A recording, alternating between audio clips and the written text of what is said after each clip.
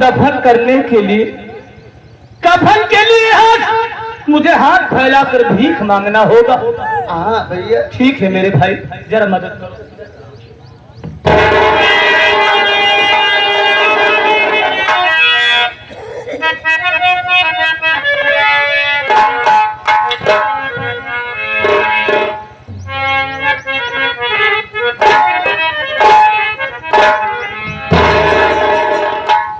हे बाबू, हे भैया, आज ये बच्चा आप सबके सामने अपना हाथ फैलाकर भीख मांग रहा है। अपनी बहन के कफन के लिए आप सब मेरी मदद कीजिए, भगवान आपका भला करेगा। हे दीदी, हे बहनी, हे चाची, हे माई, हमारी मदद करा।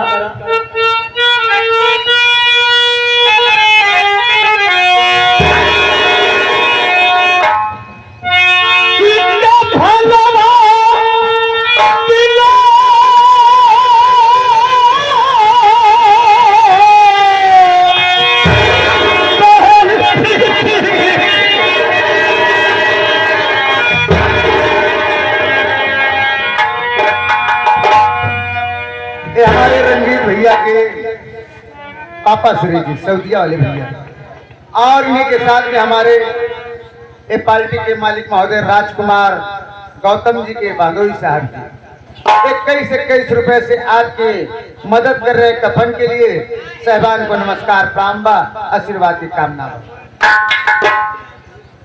भगवान हमेशा आपका खुश रखे, भैया के हमेशा भंडार भरा रहे, खजाना भरा रहे।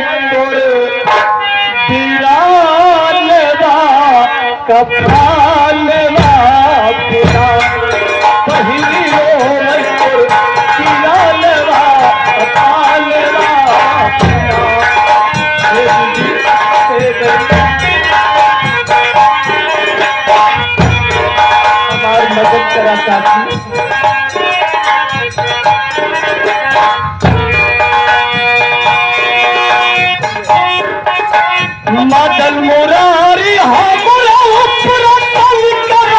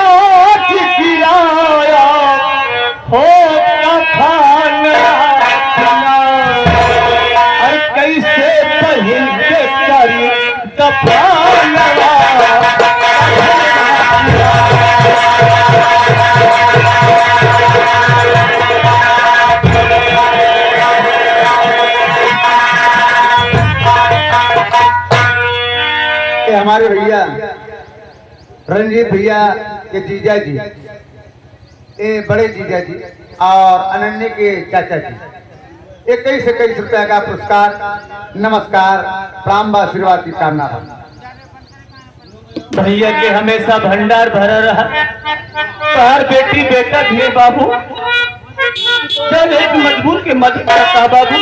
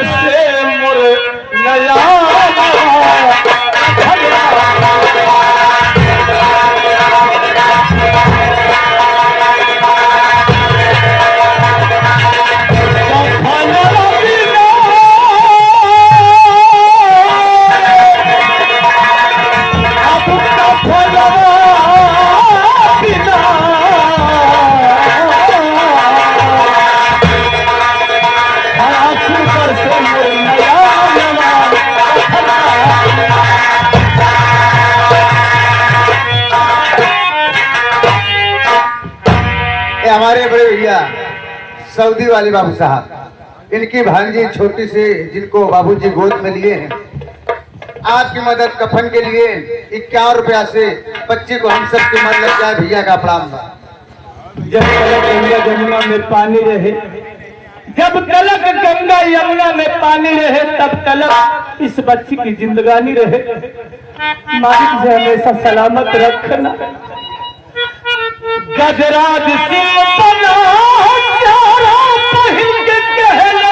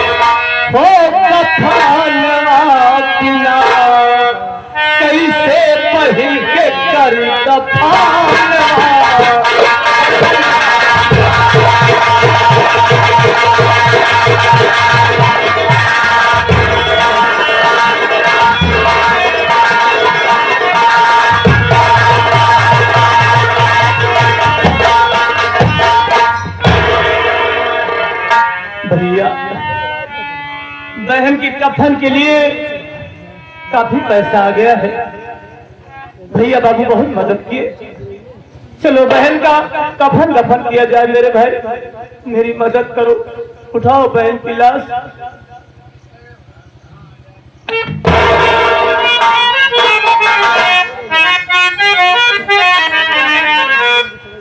कि बच ना सका दिल सोदन हाथे छाला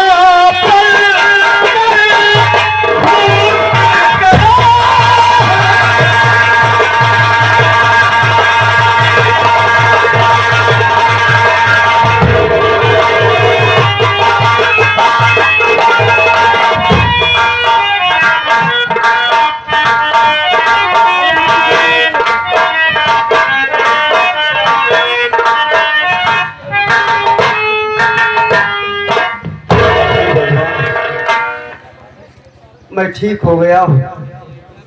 मेरे भैया किसी न किसी तरह डॉक्टर साहब को पैसा दिए और मैं अपने भैया के पास जा रहा हूँ, लेकिन भूख लगी है। देख रहा हूँ सामने मंदिर दिखाई दे रही है, चल रहा हूँ माँ का दर्शन करूँगा, ऐसे प्रसाद खाऊंगा, उसके बाद भैया के पास जाऊँगा।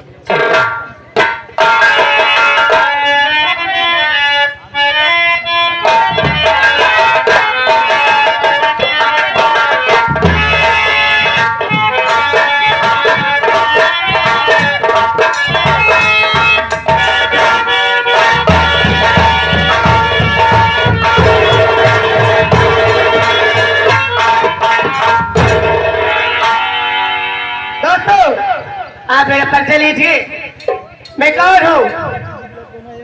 आप लोग शायद मुझे ना पहचानते होंगे, लेकिन फिर भी मैं आपको बता देना चाहती हूँ, मैं वही राधिका हूँ। क्या बताऊँ, जिस समय गजराज ने मेरी इज्जत लूट कर मुझे नदी में बहाया, मैं तो बेहोश थी।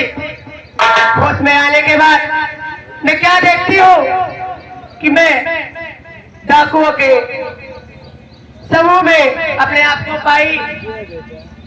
वहां से डाकू लोग मुझे उठाकर अपनी गुफा में ले गए और जब मैं होश में आई तो उन्होंने मुझसे पूछा, आखिर ये हालत तुम्हारी कैसे हुई। तो मैंने अपनी सारी आपबीती उन डाकुओं के सरदार को मैंने सुनाया, जिससे सरदार सुनकर बहुत ही दुखित और अचंभित में पड़ गए। उन्होंने मुझे समझाया और दिलासा दिया कि बोला, बहन तुम परेशान न हो, उठा लो अपने हाथ में बंदूक और ले लो अपनानों का बदला। उस दिन से मैं उठा ली बंदूक और खा ली कसम कि मैं किसी को नहीं छोड़ूंगी। आज मैं अपने अपमानों का बदला लेने के लिए राधिका से रानी ठाकुर बन गई। आज चल रही हूँ अपने गांव। सबसे पहले जाऊंगी माँ भवानी का दर्शन करूंगी ऊंची पहाड़ी पे, उसके बाद उन पापियों के पास जाऊंगी।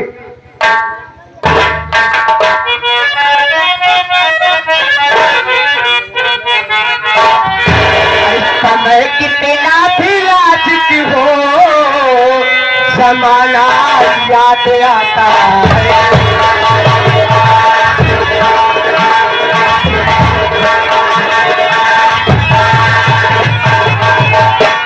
समय कितना भी लाजिक हो, जमाना याद आता है। महाभारत में अर्जुन का निशाना याद आता है।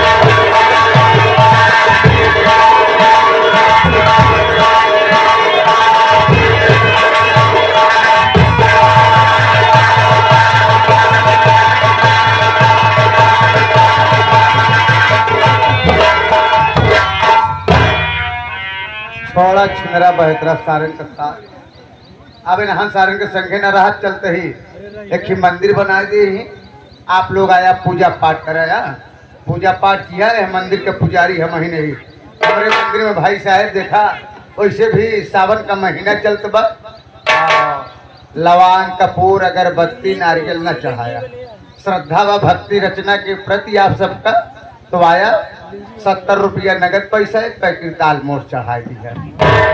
यहाँ कसिला पंडा हमें देखा भाई हमारे घंटा बजा ना भूलाया।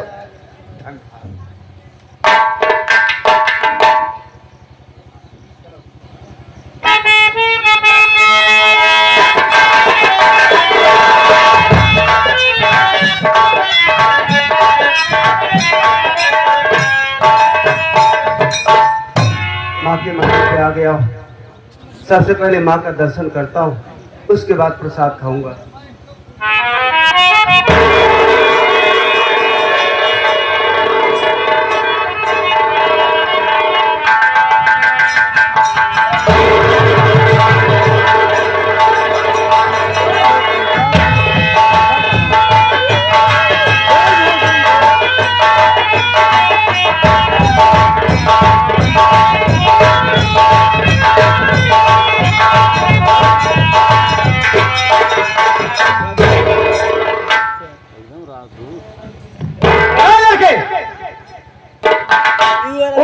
गोली से उड़ा दूंगी तुझे मैं।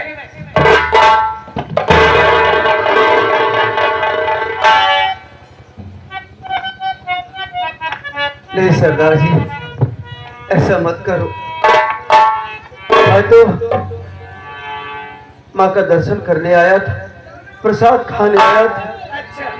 लेकिन सरदार जी, मैं आपसे कुछ पूछना चाहता हूँ।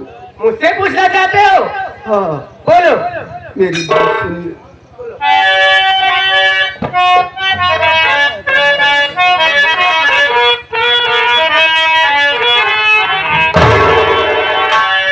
आपकी प्यारी सूरत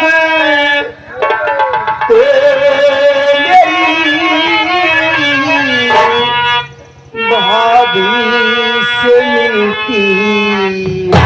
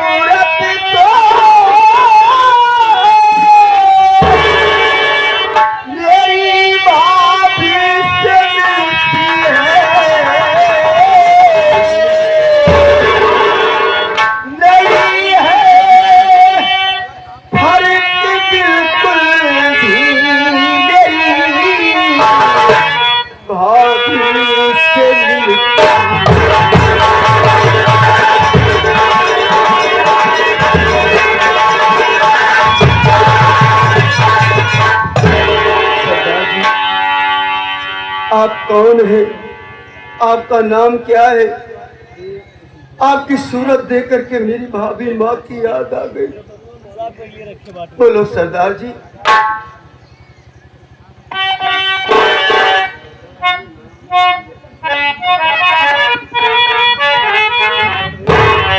बता दो नाम प्या तू तेरा ठिकाना है।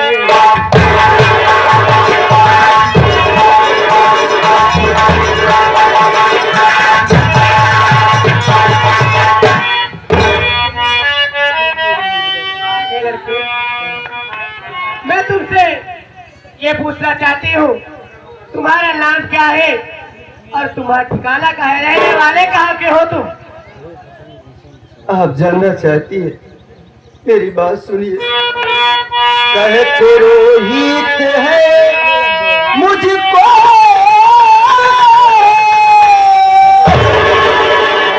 राम पांडो है मेरा।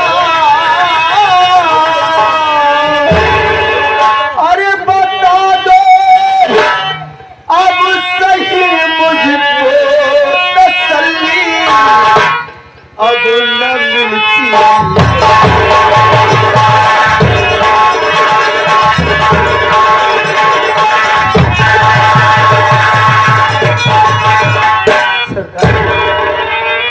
मेरा नाम रोहित कुमार है और मैं गांव रामपुर का रहने वाला हूँ। सरदार जी, मुझसे कुछ मत छिपाओ, सही सही बताओ सरदार जी, आप है कौन? रोहित, मैं कोई और नहीं,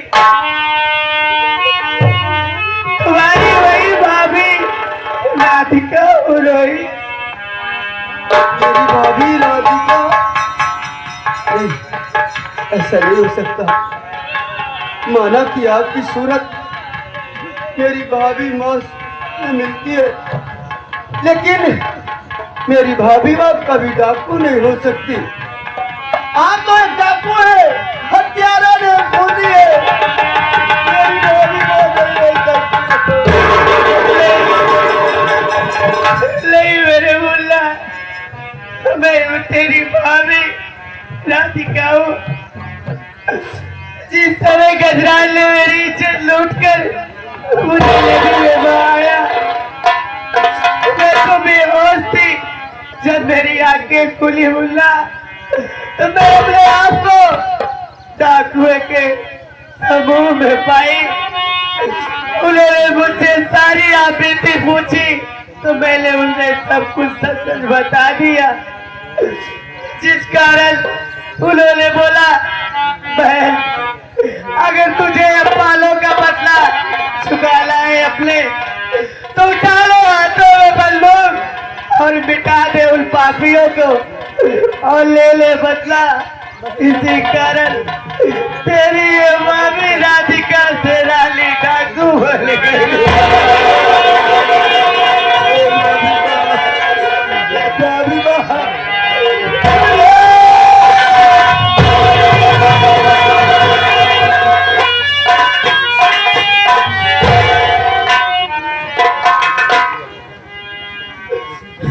मुल्ला देख, मैं तुझसे ज्यादा देर नहीं रुक पर मैं तेरे पास ज्यादा समय तक नहीं रुक सकती मेरे मुल्ला, क्योंकि मेरे पीछे CID पुलिस लगी हुई है। आज मैं जा रही हूँ, अगर ये जिंदगी रहेगी तो तेरी ये भाभी फिर से मिलेगी। अभी के लिए मैं जा रही हूँ मुल्ला, अपने भैया का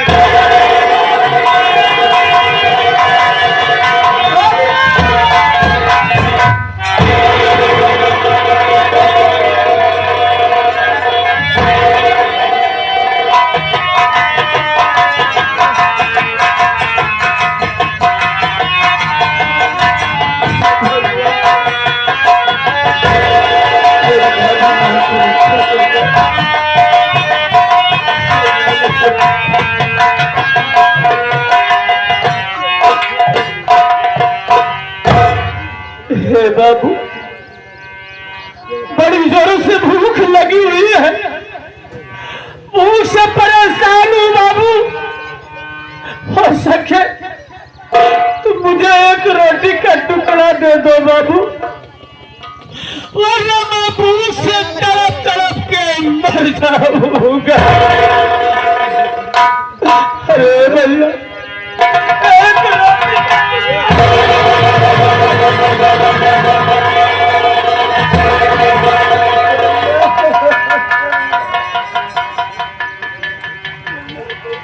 हाँ भैया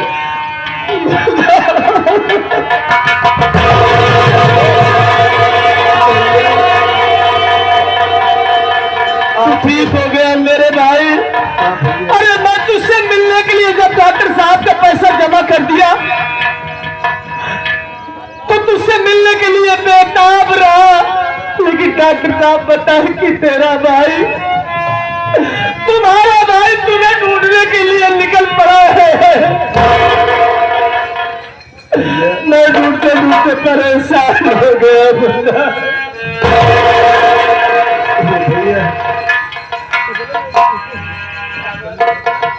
मैं आपको एक खुशखबरी सुनाना चाहता हूँ। मुझे अरे कैसी खुशखबरी सुनाना चाहता है? सुना मेरे भाई।